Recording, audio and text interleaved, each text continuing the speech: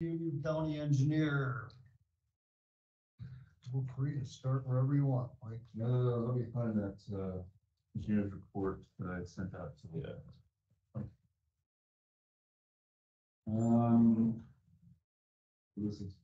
There was a lot of overlap from last week. So the first one, time research for Happy Hollow Road, where we haven't put any survey markers into the ground yet. So that's what we're getting left to do on that. Brush clearing and DNR coordination for Bridge 126 is ongoing. Permitting for fiber optic lines. The number of permits is slowed, so we finally got the big one from Syntec was granted.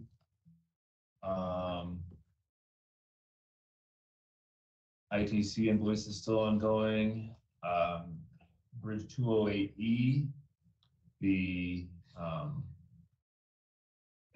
tribes, the Native American tribes, the Ho-Chunk Nation, is the different tribes that are asking for a dog survey. So they take a dog and they smell in the areas that we're going to be, excavating and see if there's any bones or things like that. There's whether that's completely, but whether that will suffice, I don't know. We're still coordinating with the Army Corps of Engineers on that. Almost through the NACO leadership training. The last week is next week. Staff is working with. We have a meeting this week for the GIS department and doing different things. Budgetary discussions are ongoing. Hoping to have a budget and a certified 5-year plan. You and I, before you send out your agenda, let's see where I'm at on that. If I don't get back to you. Has to be certified by the 15th. Yeah, so we have 2 weeks. Yeah, 2 weeks. Yep. I'd like to be. Hopefully next week. Yeah, that's what I want to do next week. But things happen. We submitted a grant, fine grant, for the watershed.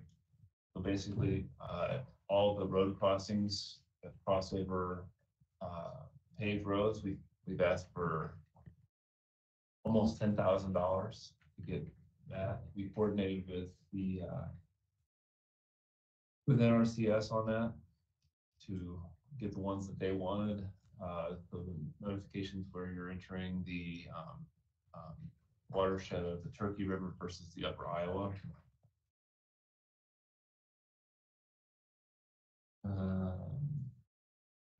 Then met with staff on the roadside equipment list. So that was the maintenance staff and the roadside manager, and that is the large piece right here. As municipal funds.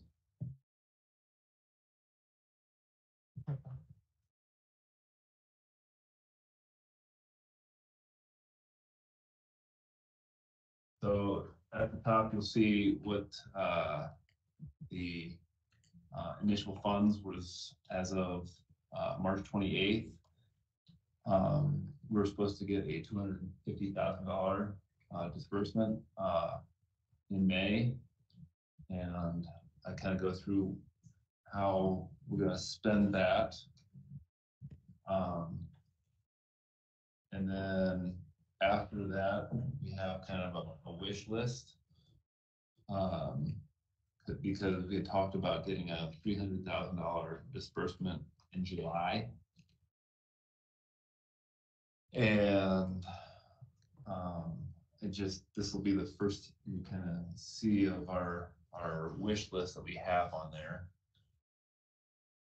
And open for comments or questions on that.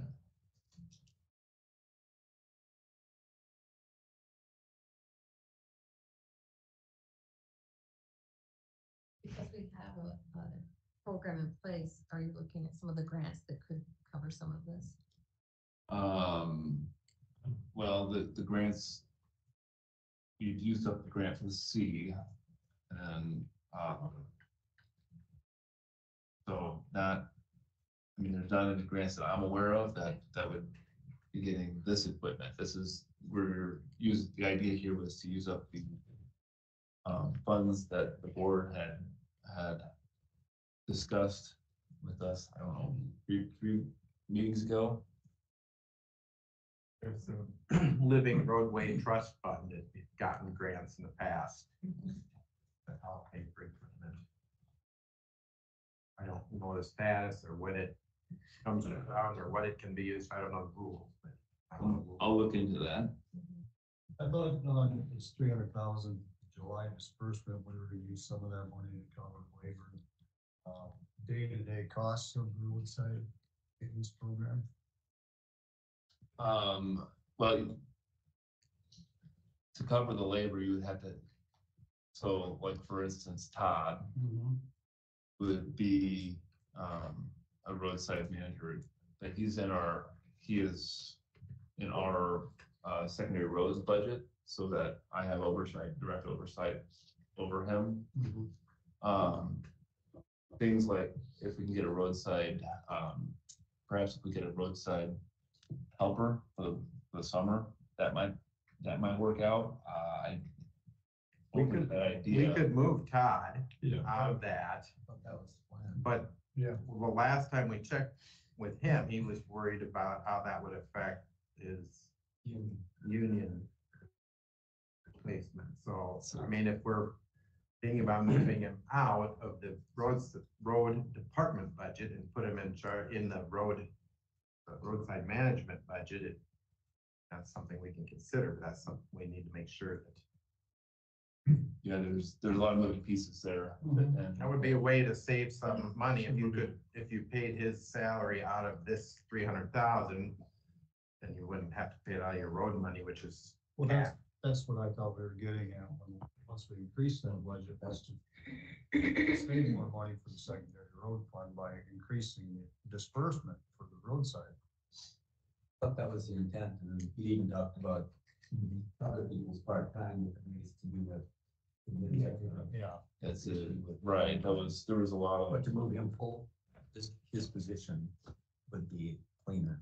And you could stipulate that if you take him out of the road department and make him in the department head and his own department, that Michael would still oversee it. I don't think there's any reason you can stipulate that's that. That might be something we can look into. yeah. I mean, can you move like some fuel costs from roadside into this here? Fuel costs out of that, just everyday ongoing. That would be a question to get Todd to change his claims, but I would imagine, I mean, yes. that'd be another way to pull some money away from. Yes, for Secondary his, roads. it'd be his only. Yeah, but it's still. Sure. It I- helps, I mean. And that would be it would be a Todd and then Ben question how those claims work then. That was one other, day-to-day.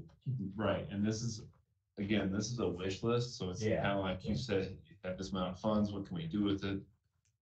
These are the ideas, but all of those are, I don't know how much, I haven't looked at how much fuel Yeah, I don't know how much. that's, It ain't a lot, I imagine, but still, it's not, No. and that one add up. And I get that a lot of these things overlap and they do a job not only for roadside maintenance, but also for the county too, some of this equipment. right, and so. You get that. So the rubber tire excavator, the idea there is we want to use it more for the mowing the ditches down and cutting out the brush. And that would get us a new start on that with a new head. So that's kind of the reason we're going down that road. The tractor was Sidemore for Fort Atkins shop, that would give us a new fleet for all of our tractors and mowers. So we're not behind on that. And then the pickup, that's, you know, that comes in, the idea there is that would be what Todd uses to take all the equipment to site and things like that, and then the current one he uses would then be filtered back in through the road department. So it's kind of a savings that way, because we're looking at getting a pickup for the road sometime down the road here. So that's one of the reasons we did that. And then Have you talked with Scott at Recycling to see what his, because sometimes he buys a pickup, uses it for 2 or 3 years, then gives it to the road department, then he gets a new one. Find out what his schedule is on that. That's gotta be about 3 years now. Yeah, that was the first year, I think we were on this, yeah. I think usually what happens is that they, the road department pays half and Scott pays half, and then you get it after 2 or 3 years. So you want to find out what the schedule is on that. Because he got that just before everything started getting real scarce. Yeah, so and Carl Chevrolet was still doing it. right, and so then these are just I'll call it the desires, but again, if we want to put things like claims and put for gasoline and things like But that. I don't know if that what it amount. I mean, either way, if you're gonna buy a rubber tire excavator, you gotta buy one, so if it comes. I would say that we would probably be, if we didn't have these funds, I mean, the reason it's number one is it would be really good to make sure that we're not working in the future with a dilapidated machine. Yeah. But would we be buying it now or be buying it in 2024?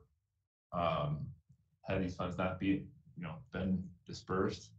The answer to that is no. So again, this is not secondary road funds. These are to your y'all's discretion, and take these as ideas. So and the ideas on these is, you know, if monies can keep coming in, we have that tilt trailer and skid loader that would be handy for us as well in the future.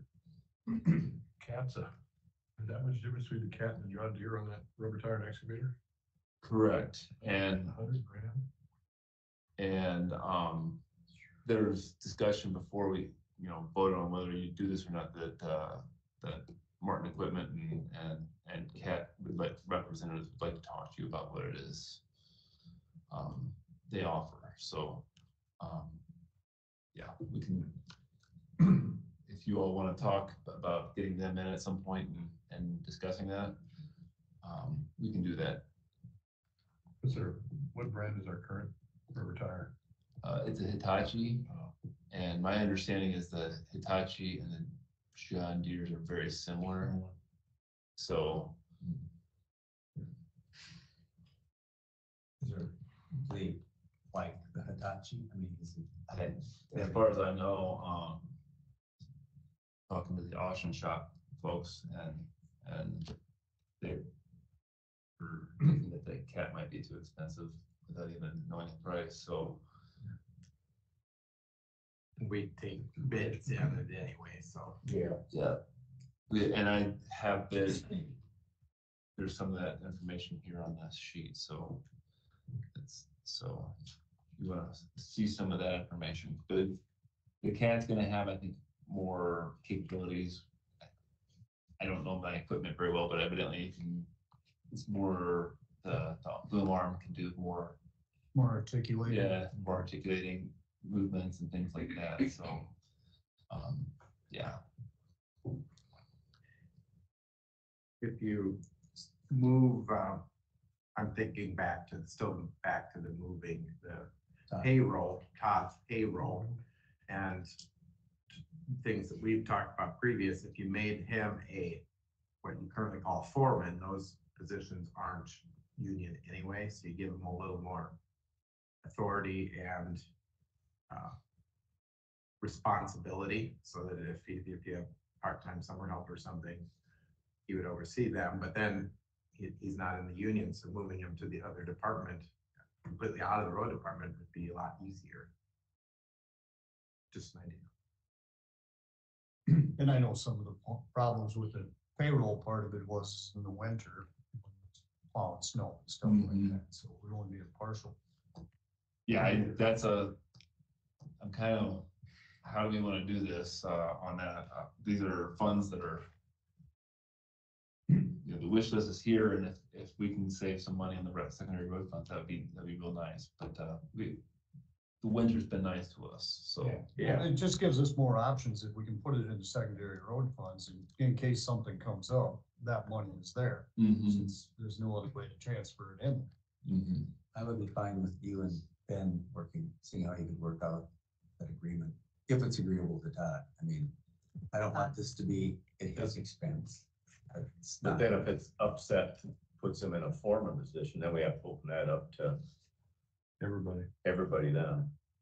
You can't just put him foreman, so then it opens it up to, there's that guy's prior apply for it too, so.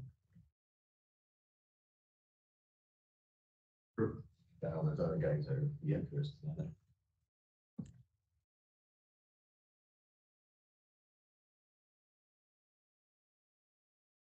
So on any questions left over this morning for the maintenance? Do you want to at least take action on this? The bid you got from a couple weeks ago on the tractor that's in the top, the very first one on The very top list. one, I yes. think that's, we were waiting for the four-wheel drive price. Yes.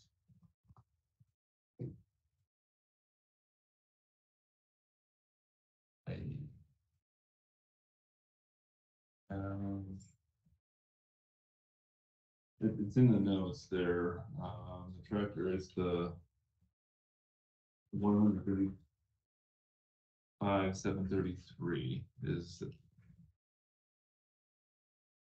Looks like the four-wheel drive price is 143,730. Yes, on the John Deere, yeah. Case is 158,30. Yep, it's all right there, yes. And then I have the original bid tab. You don't need it. There we go.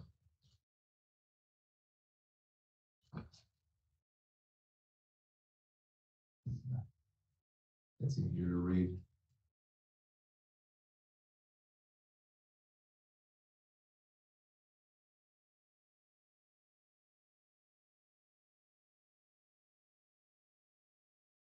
We talked about on those tractors, there was two-wheel to four-wheel, advantage to a four-wheel would be a higher trading value.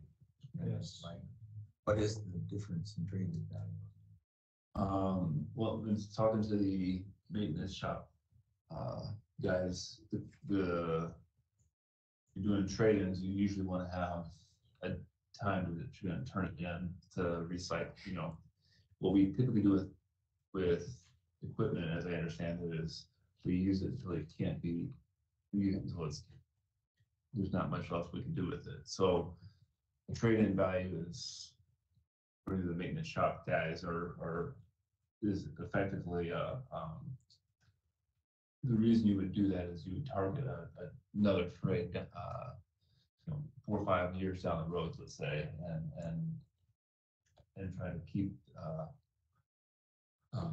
a newer piece of equipment running. But that's not how we've operated, so kind of one of those.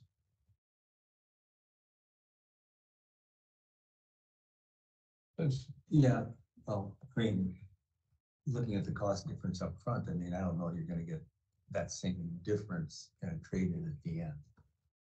I mean, that Yeah. $18,000, $17,000, whatever, I mean, you're not gonna get that much more for a four-wheel. Yes. Shot. Well, here, there's only 8,000 difference here on this paper. I think the concern talked about historically has been that they go into places they shouldn't go just because it's four-wheeler and it ends up in maintenance shop more often. Yeah, that was definitely a discussion, is the cost on on the four-wheel cost of repairs. The four-wheel is higher. Again, I don't know the equipment that well to speak to that, but I can say that it kind of makes sense. And I know that the maintenance crew is wary of the four-wheel drive option. Can you check with, I think Albuquerque, Clayton and Fayette probably have similar driftless characteristics we do and side hill slopes and things. I wonder, do you know what maybe they do as far as their mowing tractors? Are they going two-wheel or four-wheel? What are some of our peers doing? Albuquerque, Clayton, and what was the? And Fayette, Fayette, okay. I think those three are probably closest to us in driftless, maybe Fayette less, but certainly Clayton and Albuquerque. We'll get back to you on that. That might be a piece of information.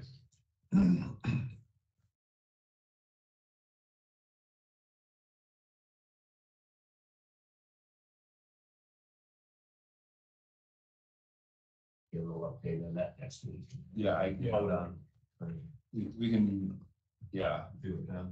And the one we're talking about is, Roy Atkinson, I think, so.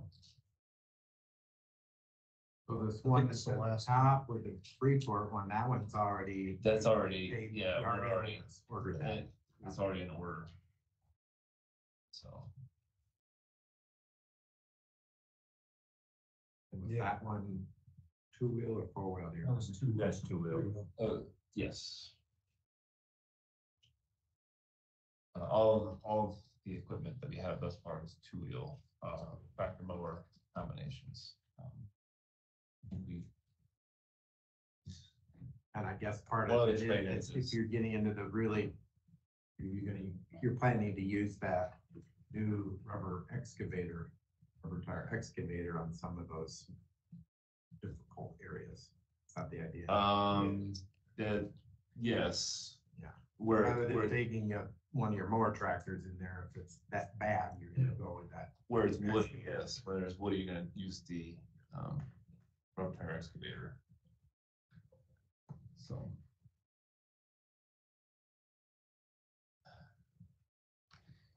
All right, we'll get those next week and vote one way or another.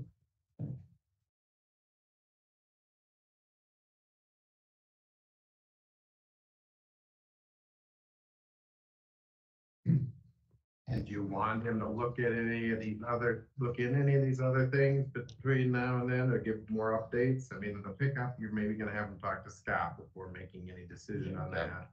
Yeah. I mean, any of these the 45 horsepower tractor, tilt trailer, skid loader, do you want him to just leave those off for now? And I guess if anything, I would say the rubber tire excavator would be your top one.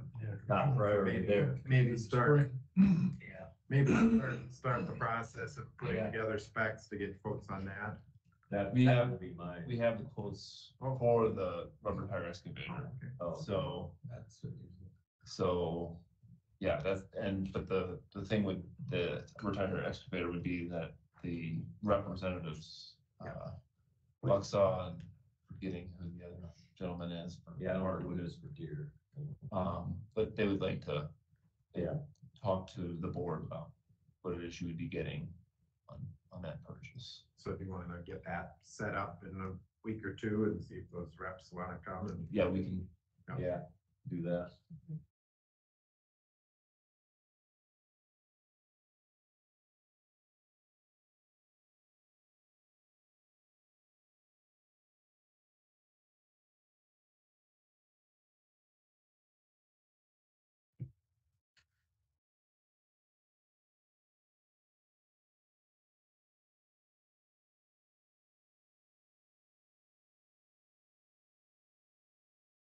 so the next piece is the general funding, switch.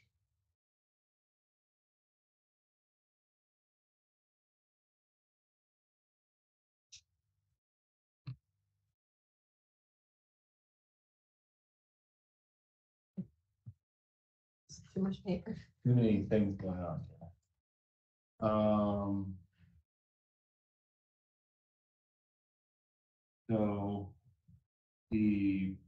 when I was going through the projects, for the funding on the W14 project, I noticed that the amount of federal funds that was going to the Fort Atkinson to Spillville, was more than the cost of the project.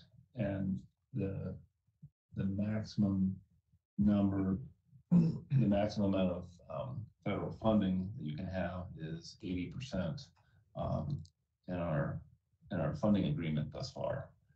So, when I saw that, I started asking Upper Explorer Land, the RPA that controls the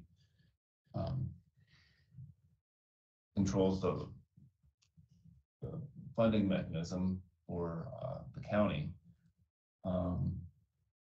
as to how we should reallocate our funding to this W14 project. And you can kind of see, I kind of made the original funding outlay versus proposed funding outlay, and you can kind of see that kind of shows why I made the decision. Everyone's got it. No, it's not bad. It was just, So, I thought I sent that out, yeah. yeah, I saw it go Yeah, around. last Oh, I Thursday. thought you meant. No, he did hand it out. There were some extras too. There were some extras. That's what the stack that got around to me, so I just put them over there. Thank you.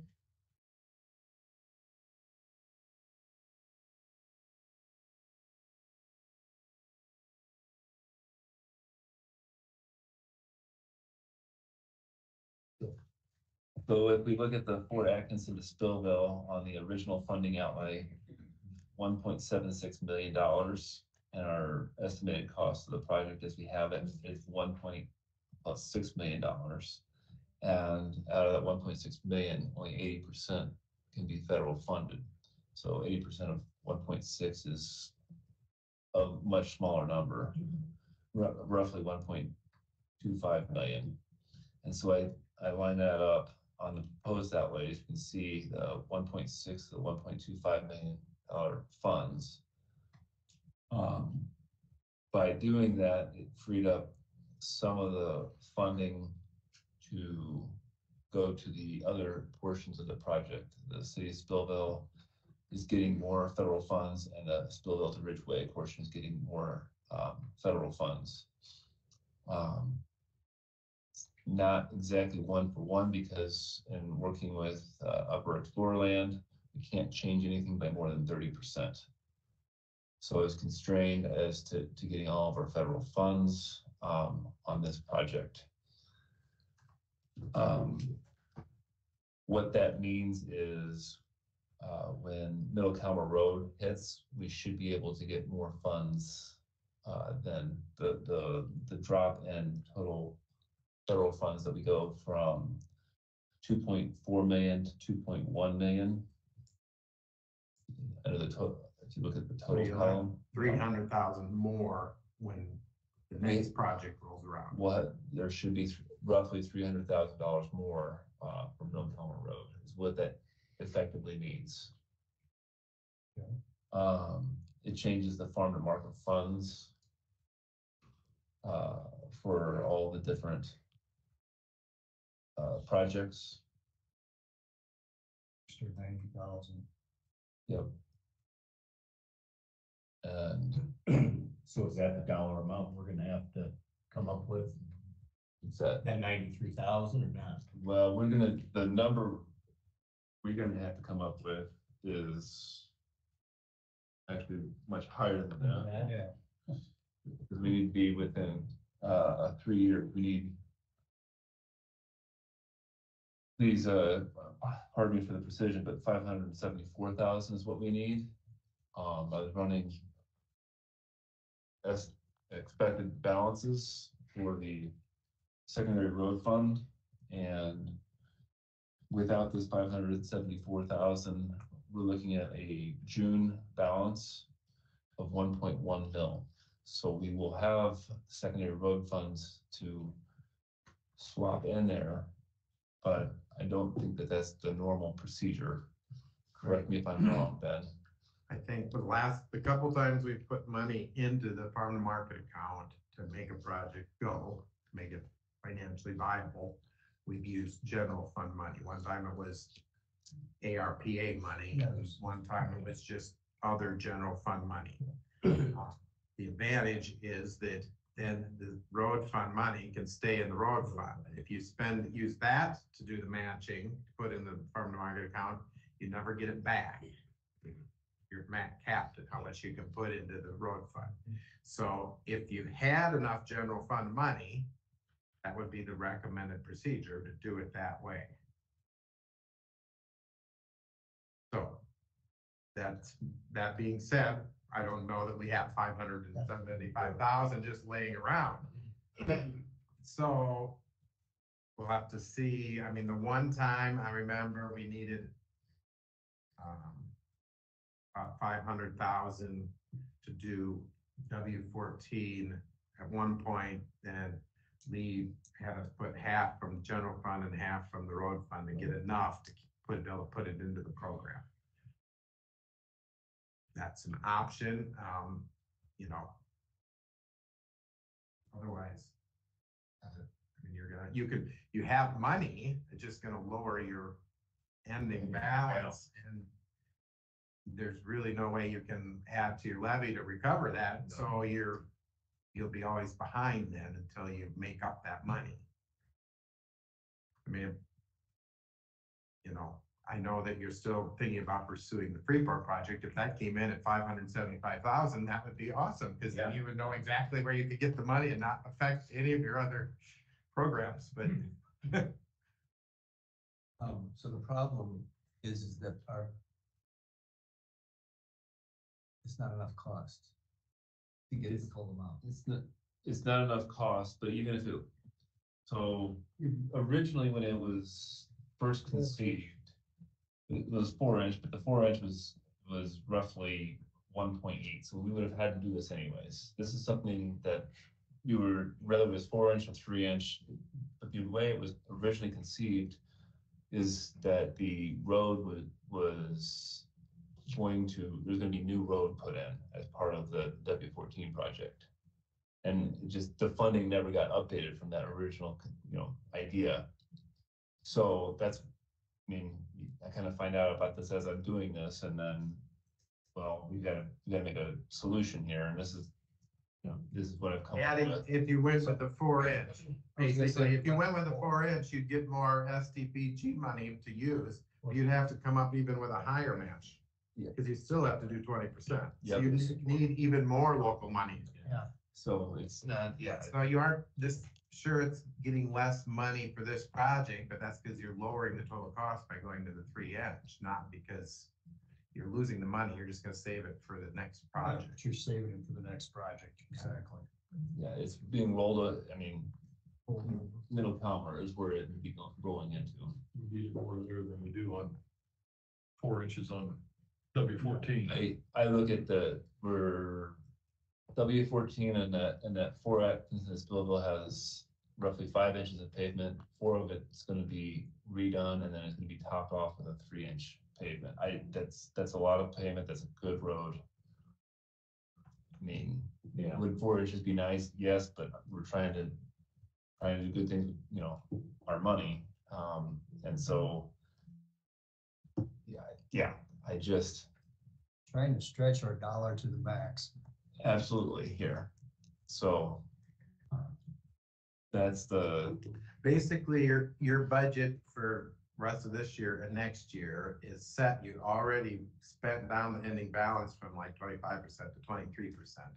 So any new figure that's not currently in your budget, so this 574,000, gonna either spend your balance down or it has to come from somewhere. So, I think you want to get this project done. So if the only place to do it is to spend it from the general fund this year, You do that, but then you start coming up with a plan where you're gonna save $500,000 over the next year or two to get your balance back up, because you can't just raise the tax levy to get your balance up. You've got to do it somewhere. We have to pay our bills. Yeah, Makes Ben very nervous yeah. come July.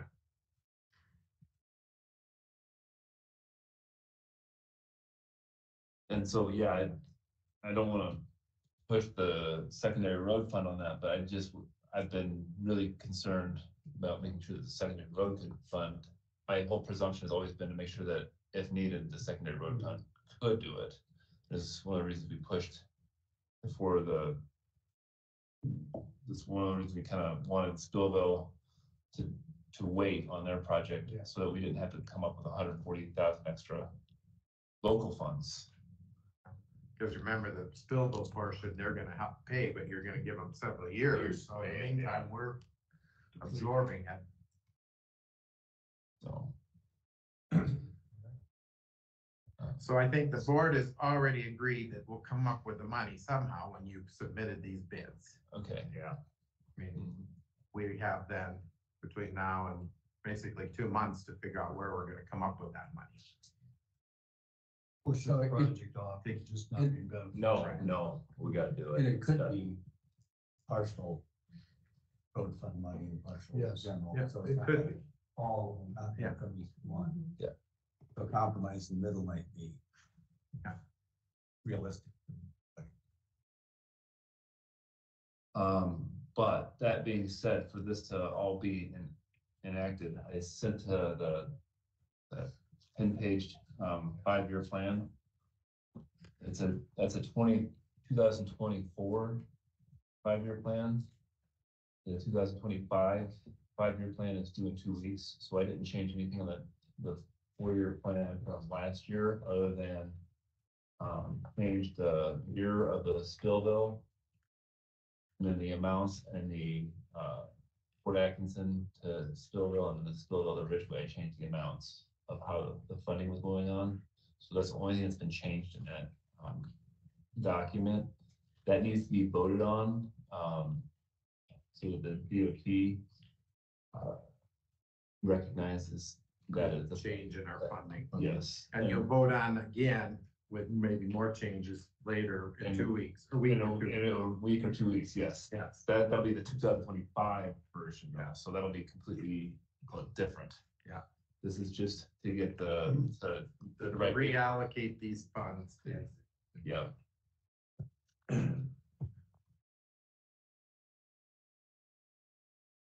So we'll need a motion to accept this 5-year program. That I motion to accept the program as presented. Second. We have a motion and a second to accept the secondary roads 5-year program. Is there any further discussion?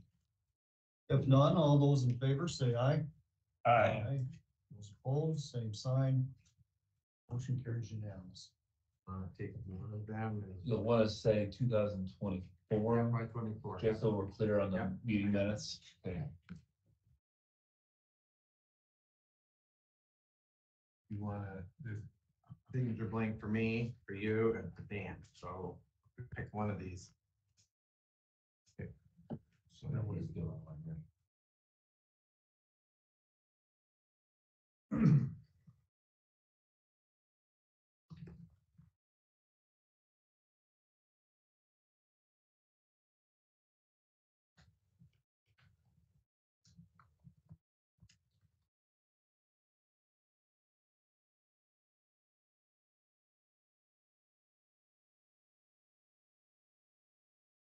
I'll take a copy before I give you the original, so you can submit it to me.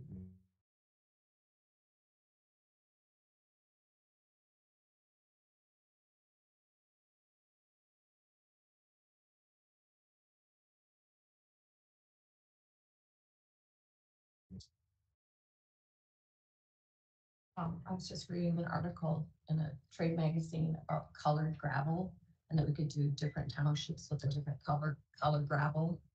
Is that something I'm gonna look into? I mean, it's cost, but sure. I mean, I don't know if that's a way you can spend money in color. I guess that sounds Why would you spend any more? I mean, well, it costs enough the way it is. Yeah, Go color. it's 1050 a ton, so, You color it, no, 1050 it's for the gravel itself. So, I'd color it. 13 something spread, yeah. 14, but yeah. 14 spread, yeah. Then people would know when they're going from one township to another, mapping reasons. It's an April Fool's, you guys, it's fine. Usually it's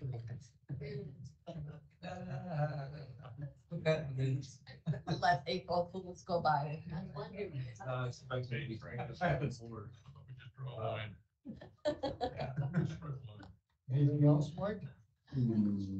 I don't have anything else. I'll look into the things set on the Somebody equipment. would come up with Okay. something you didn't. We'll probably have, hopefully we'll have a longer session next week on the budget and 5-year plan. But are we gonna talk about options for the roadside, moving the position out of your department?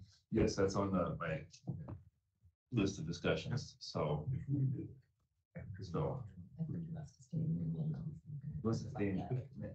Yeah, I mean, he got a lot of reasons to want to stay, so I don't know. Again, I'm open to whatever he wants and whatever the board wants, but, Are you in? yeah, I should be in. Got a couple personal things I gotta take care of, but. I know, we're done here. I'll talk about it now. Okay, sounds good. Thank you, Mike. Next on the agenda, Jon Lubke, GIS IT Director, options to fill. Good morning. I was gonna do something fun like that for April Fools too, but it wasn't, mine wasn't quite that good. You can pass these around. So how's everybody's Easter? You probably didn't know, but yesterday was also World Backup Day. I will I didn't really notice it until this morning when I had an email in my inbox, so.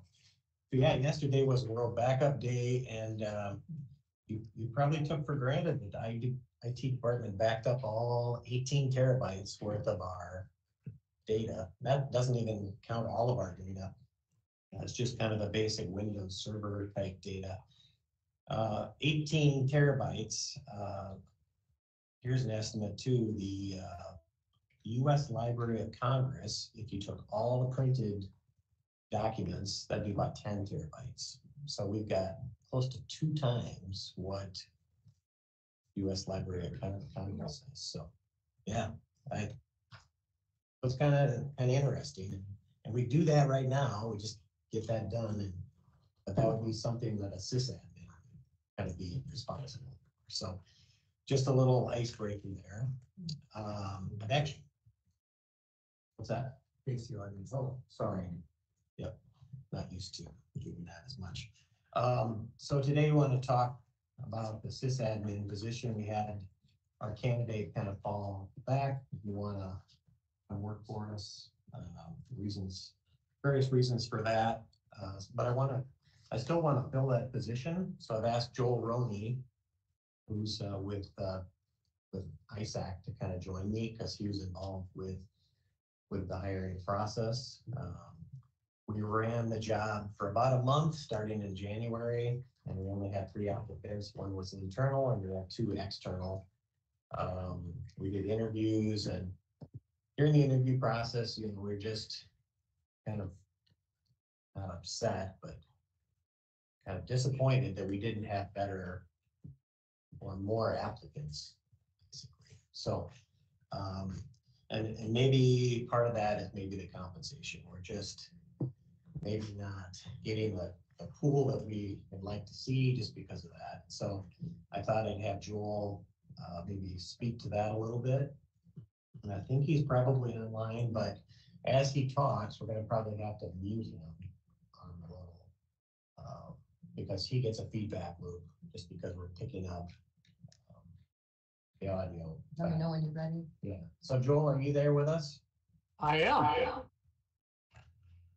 Good morning, everybody. And yeah, for your April Fool, I was actually born in April, so I'm about as April Foolish as you guys are going to get today. But yeah, John is correct. We went out and he had those job applications out there for quite some time. The folks that applied for those positions, I mean, good people, but just didn't have the skill sets that we were really looking for, even though we did offer one individual the position. I think we weren't real happy with what came to the table. So, when you're looking at this type of position, it's a very skilled position. You're looking for somebody that just doesn't work on just home desktops and things like that. You're looking for somebody that has that enterprise level knowledge and experience. That can manage an entire network in a complicated system like you guys have. So, one of the things you do is, you go back to the well, you see who else is out there that's interested. But, being a skilled position, there's not too many of those folks out there these days, and they're being actively, attracted to other, the private industry is really going after these folks. So, we might want to look at that compensation package just a little more and see if we can't get some more folks to the table.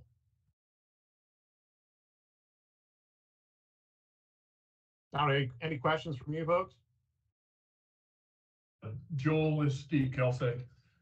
Is there any opportunity out there in the visa program to pull foreign trade talent in that wants to come to the United States, if they could come working on a U.S. visa? That I'm not that I'm not sure of, Steve. I mean, you can certainly look at that, and I think that's an avenue. But you're going to want somebody, I think, in here that can really hit the ground running, that has some experience coming in, and I'm not sure what kind of experience you're going to look at. You're also going to want somebody that can, pass background checks, because this individual is going to be working with NCIC. That's a federal crime database. So there is some security measures or security passages that have to come through with that individual. And I don't know what that looks like when you're going outside the U.S. to find that individual. Actually, Fatima, we're lucky to have Fatima, and she's still working on her perm. We've been in that process probably 3 or 4 years. And she actually said to me the other day, she goes, she would advise against that because of that process taking so long to get that perm. I mean, we could bring somebody in and keep them here on The work visa is 3 years, I think, is what it usually is. Right. Sometimes 4. Have you guys, your team, you and the ICIT, is it possible to get like a market analysis that shows if we were to set this comp package, which I'm not sure how we can do it with our budget, but what would it need to be to attract the right pool of people? right? Yeah. Oh, sorry, John. Didn't mean to talk over you, but and different areas have different requirements as well. I mean, I think you folks are in a unique position because of Decorah, and your county being, a more populated area, and you've got the college there, that hospital. You've got quite a bit of industry there that you can pull from, but you're also competing with those. So as opposed to a Worth County where I'm from in Northwood, when we advertise, we're not competing. There's not a lot of people pulling IT professionals into our businesses here in this area unless you can drive a tractor and the GPS and everything. So that you're kind of in a competitive area where you folks are located at the moment.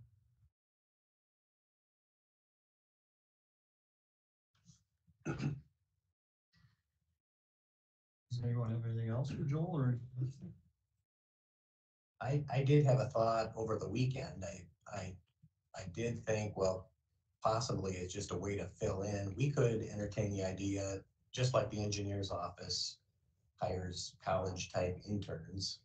I did kind of think about, trying to get an intern to come maybe right out of college, or somebody that's a senior, junior, give them some experience, maybe give them some lower tasks to do, maybe try to free up some of Fatima's time a little more.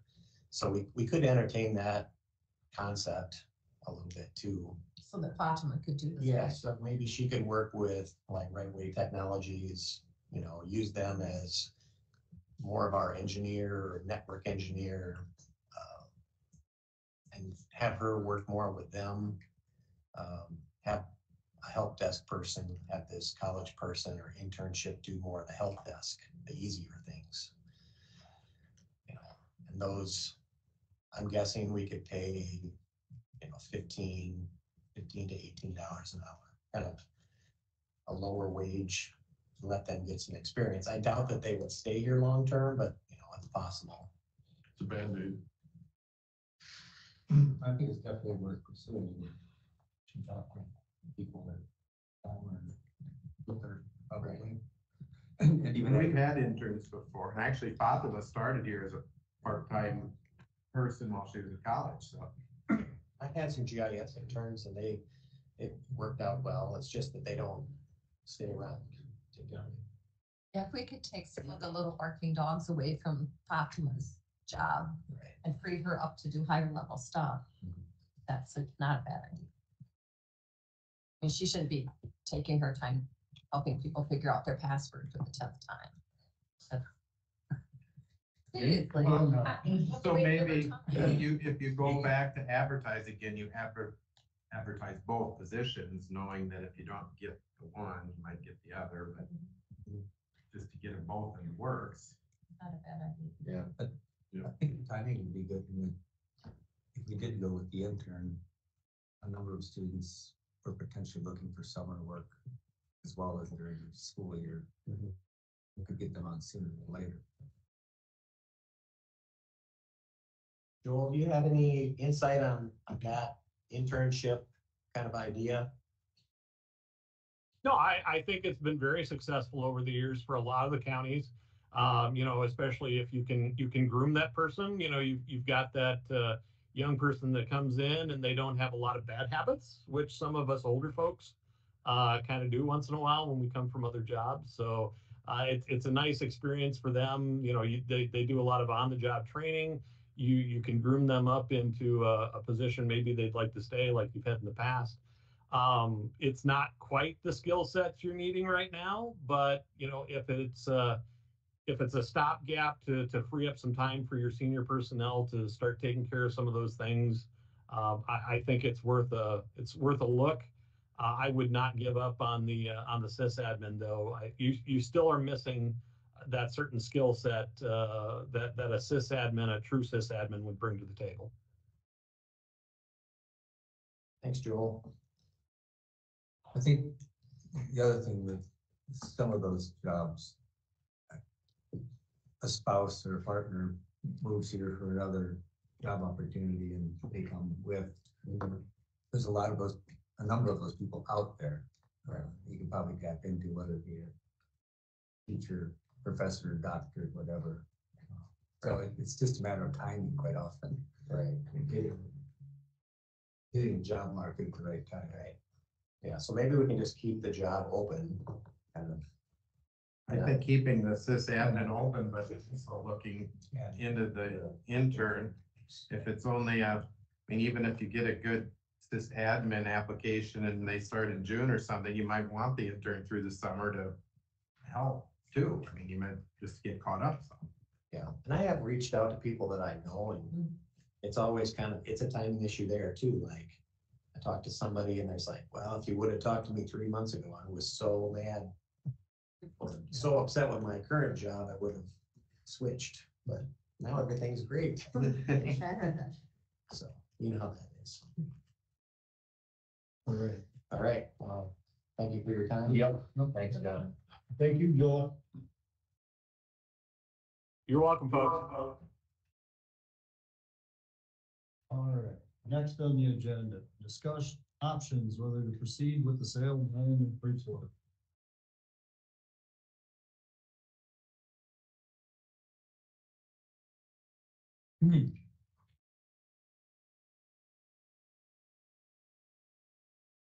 Well, my take on it is by turning it down. They understand that we were gonna accept it with the price that was, or with the bid offer. If either one of those two parties wants to come back and express interest in purchasing it again, they will know what comes along with the purchase. And then we can proceed. Just kind of where I'm at. I don't know what the rest of you feel. All right, so get rid of all parcels there, period. Make it a bigger offering to see if there's any attraction. I don't know that we, because of all of what's happened, it's not, there's an awful lot of, probably some resistance by some of the people who may look at it, who would be willing to do something good with it.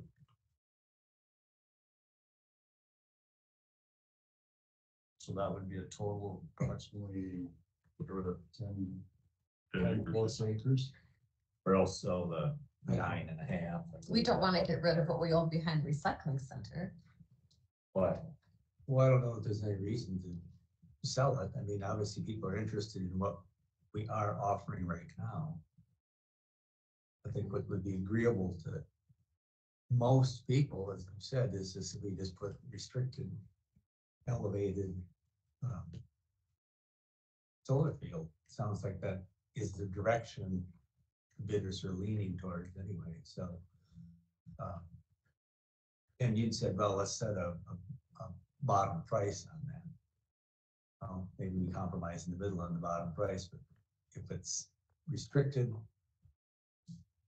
maybe that's the best we could do for satisfying everybody.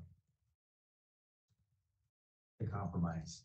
Restricted with the floodplain in that area, whatever the floodplain restriction. But that's not, I think it's just restricted to raise. No, it's just restricted to the floodplain issues, because that's what it is, floodplain.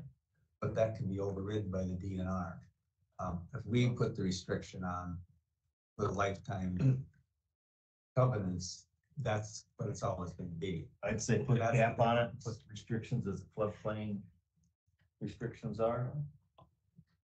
220 on it, if somebody Why- wants it at that price, sell it. Why are you guys so against raised pedestal construction as the restriction? This is floodplain. This is whatever the floodplain But why- issues are. Wouldn't I'm not you agree? against, they can put whatever they want in there then. So, but if we say raised pedestal construction only in the resolution, if we redo a resolution, why wouldn't you vote on that? It's only gonna drive the price down farther. I don't, Lower, I don't think it is. Yeah. I mean, the intention was to put, the only reason that it even came up was that somebody wanted us to sell it and be a good neighbor and sell it to them so they could put in a solar field. It's only right, we offer it to anybody in the community to buy it. But there's nothing, if that's what their intention is, we're fulfilling that. If they want to pay the price, they have a raise, just put that in there. It's a lifetime thing. It can only be a raised solar field. I've got a question for Andy. If we put a restriction on there that's only raised pedestal, which will basically focus it down to one particular use, which would only be a solar panel use, are we restricting it in a way that is favoring a buyer and get us into a compromised position because we've made it such a rigid spec that we don't have a grounds to stand on if somebody challenged the original interest that we've been favoring them? I don't think so. I mean, you had it's been a few years back, but they looked at just putting a solar field in and selling electricity back to Alliant or whoever was out there at the time. So I don't think that you're restricting it to a single buyer. There's others who could take advantage of that property and use it for that purpose and sell the electricity off.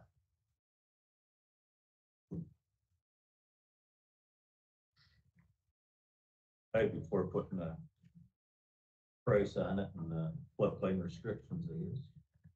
If you offer it again, would it make more sense just based on your last set of bids to just, rather than having it 4 separate pieces, to just make it one One piece? I think it's one piece, put all 4 of them Be like, I think it, One piece. and then have it be raised pedestal. and then put a minimum for that total one piece.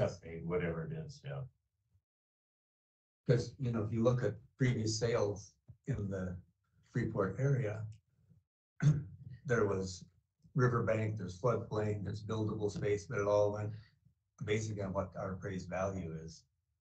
So, I just think offer it all as one, raise pedestal only. And And a minimum dollar and a amount. minimum dollar, you know. One parcel, 200 starting. I would say 225, that's it. If you want it, it's raised, whatever floodplain issue is, But that estimate of value was based on the one parcel that had, 10,000 on 3, yeah. had 2 to 210, yeah. And floodplain restrictions, But I think that's where I'd be at. I would say raise pedestal only because that really was the intent of why we were thinking of selling it. To be, work with the neighbors, and I think also to make sure forever going forward, that's what it would be, if it's gonna be anything. To work with the neighbors is why we put floodplain restrictions, floodplain fringe restrictions on it. which already shows on the maps. Already on the floodplain maps we have. Well, if we are completely working with the neighbors who have voiced concern who live directly around this parcel, we wouldn't be selling it at all. So it's not just the buyer neighbor, but the other neighbors in the neighborhood. I think the compromise for most of them would be, Raised okay, pedestal. raise pedestal only. Mhm. Then I think we're satisfying the greatest number of people and accomplishing a goal. I would make a motion to go with 210,000 as a minimum bid and raise our flood restriction. You mean raised pedestal? Flood fringe restrictions. You want to amend that to say raised pedestal? No, flood fringe restrictions at 210 would be the And all one piece. all one piece. I'll second that. Then if we get no bids, we don't, it just, You can sit there. What was the dollar amount you want? 210. 210. We have a motion on the table to proceed with the sale of land with a minimum 210 bid, $210,000 bid, floodplain fringe restrictions on the entire property and sell it all as one lot. Discussion. Why, again, why won't you compromise for the greater good for everybody involved? It's a wonderful compromise, say raised pedestal only. My answer to that is we are limiting buyers as long as it meets the DNR requirements. That satisfies my opinion.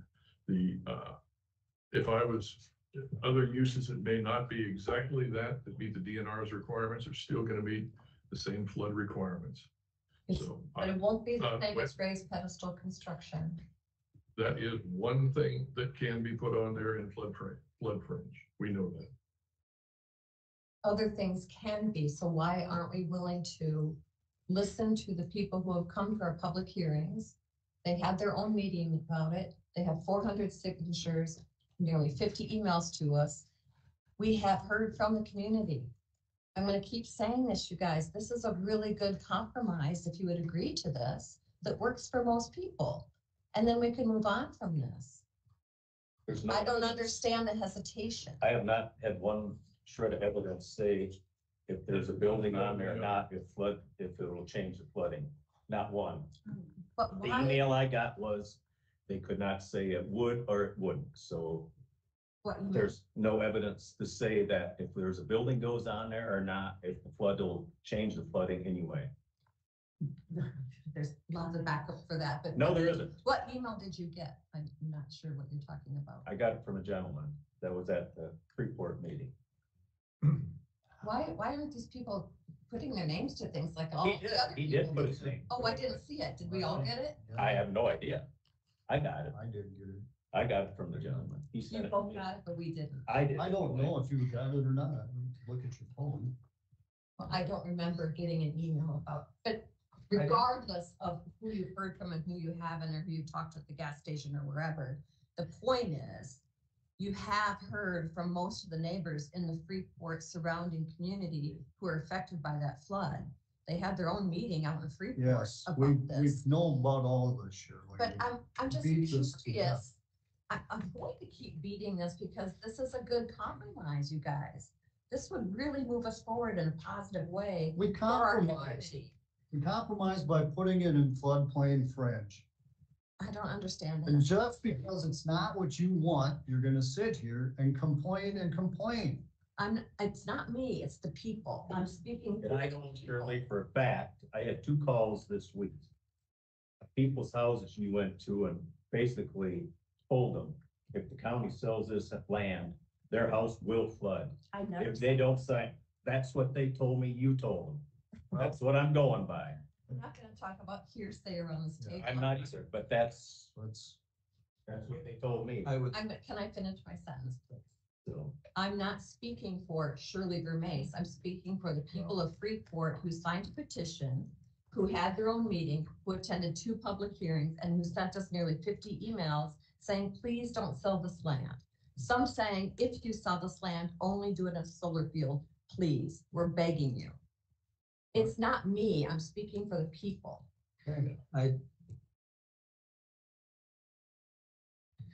well, we have a motion and a second.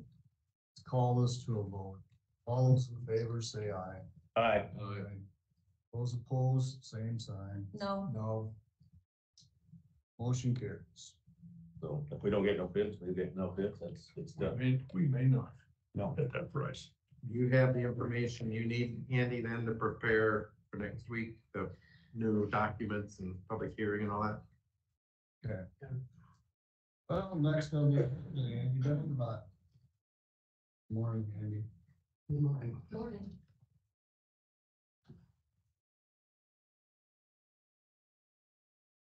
Anything new? Currently I have a resolution to draft. it's not done yet. It's close. The only thing different is. Are you going on vacation, Andy? It's not exactly.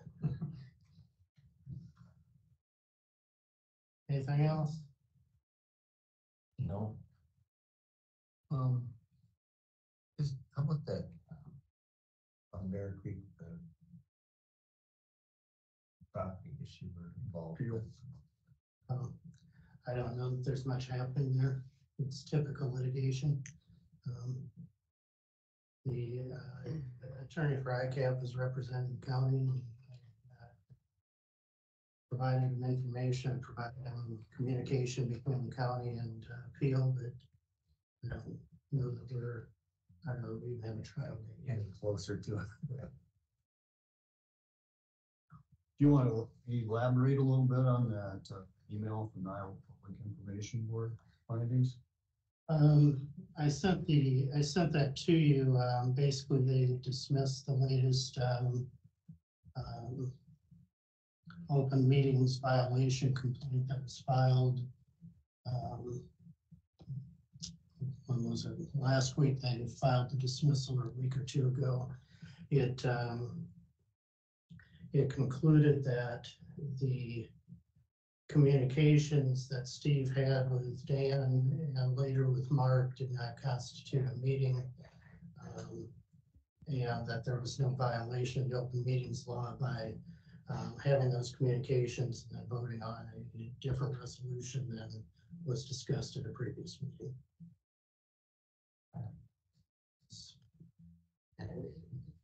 It was a pretty clear decision to make. I think as a board, though, we can agree as a team to be careful not to have that happen again, or have the illusion that there's collusion of 3 outside the meeting coming into the meeting. I think we can be more careful about those emails and that communication, I mean, I think and have that's, discussions here. I think that's a fair statement, but I also think that you aren't precluded from individually considering what's going on in your meetings and having communications with another supervisor, particularly if you have questions about a policy that was discussed, making sure everybody's clear on it. That's the gist of the ruling. That's the reason it was dismissed. So we did nothing. On the reply all issue with emails where somebody just automatically hits the button and replies to everything over some question that's been brought up. You need to be careful of that. I mean, it's a practice that we want to avoid. You know, if it's inadvertent and it happens, yeah, we'll deal with it, but careful, be cautious. Hit reply, not reply all. And I guess we're lucky that we have 5 board members. So it gives us the advantage to be able to talk one-on-one as counties where they only have 3 board members. I mean, I couldn't You have an automatic understand quorum. Yeah. how that would even work. So every January, ISAC does offer a new officers training school that goes over open meetings laws and HIPAA laws and how county government works and whose role is what and responsibilities. It's a really good, very good seminar that I would encourage everybody to take. Well, Steve was there and Shirley and I at the state meeting. It was really a good session that the person put on that I think would be wise for pretty much everyone in the courthouse, but certainly department heads and top administrative people should sit through that session to hear. What's the title of that one? Government roles or something like that? There was just It was a an good email session. string that talked about that possibly being made available as video for training purposes. And the slideshow presentation is already available, because I went through that. I followed it through, yeah, that's already out. From the conference. From that conference. So to get to that meeting, I went through the slides. That was from Christy Harshberger. Yeah. It was really well done. All right. Anything else, Brady? The CTI, how about the CTI thing? Have you had any chance to communicate with them? I'm still digging out. But it's, Yeah. it's there somewhere. Okay. All right, thanks. Consent agenda. Yep, all I have is minutes. I move to approve the consent agenda. Motion and second to approve the consent agenda. Any other discussion? None. All those in favor, say aye. Aye. Those opposed, same sign. Committee reports. Wednesday, representatives, Denise Cooper and several others were here from the Department of Corrections. It used to be the judicial district, newly merged.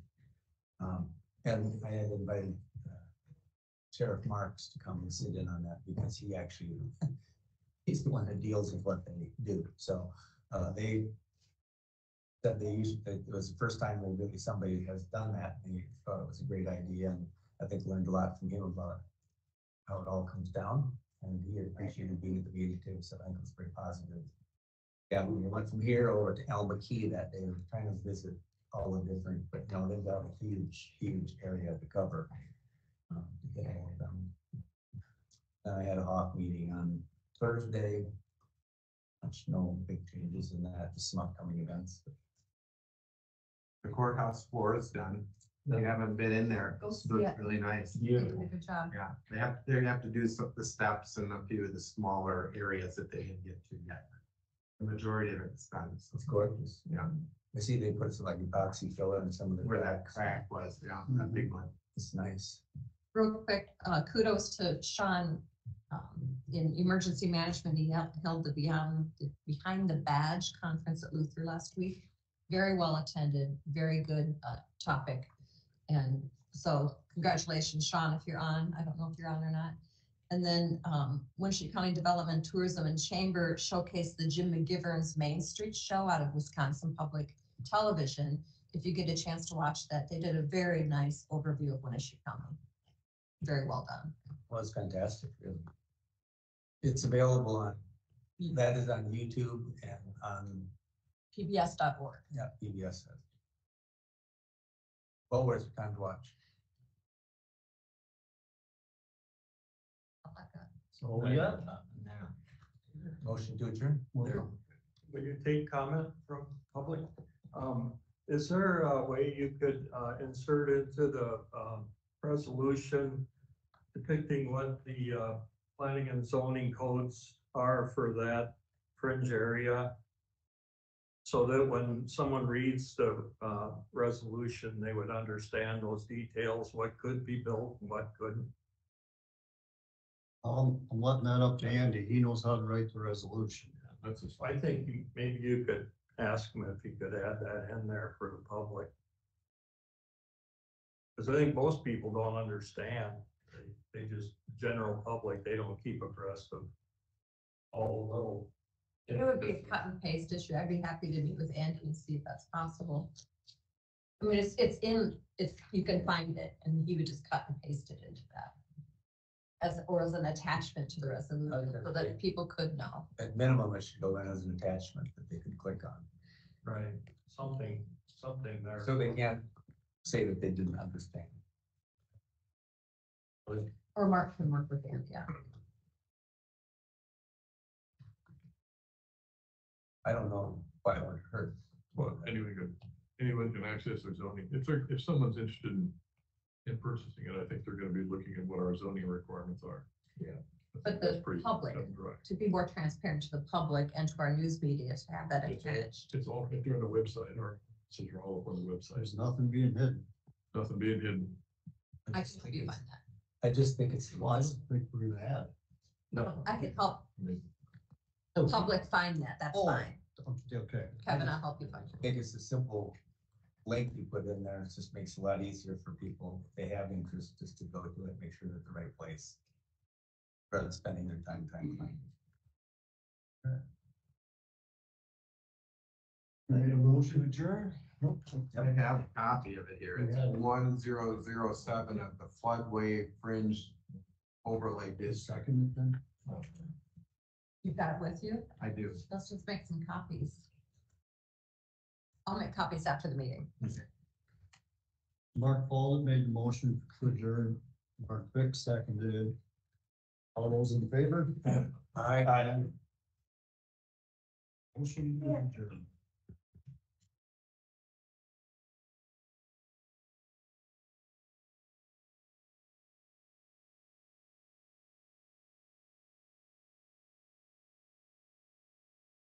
So next week, the resolution sets a public hearing date. Yeah. Okay. Yeah, so it'll be a public hearing and bids. Yeah. Pretty good. Yep. City council meeting, I will bring. City council meeting is right in Cal. Oh. Alex. Thank you. TV event, I don't know, video by that. Get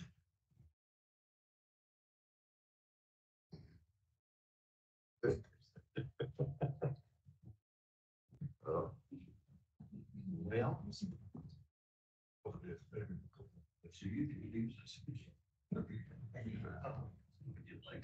Like,